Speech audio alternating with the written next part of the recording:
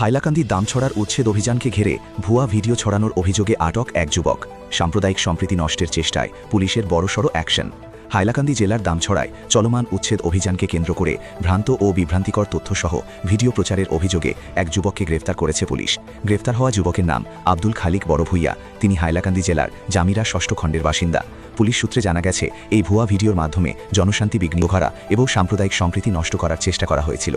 ঘটনায় রামনাথপুর থানার মামলা নম্বর 07/2026 অনুযায়ী অভিযুক্তকে গ্রেফতার করা হয়েছে। অভিযুক্তের বিরুদ্ধে BANS-এর 353(1)A, 353(2), 132 ও 35 ধারায় মামলা রুজু করেছে পুলিশ। ভুয়া তথ্য ছড়িয়ে সমাজে অশান্তি সৃষ্টি করার যে কোনো চেষ্টার বিরুদ্ধে প্রশাসন কঠোর, এমনই স্পষ্ট বার্তা দিল হাইলাকান্দি পুলিশ।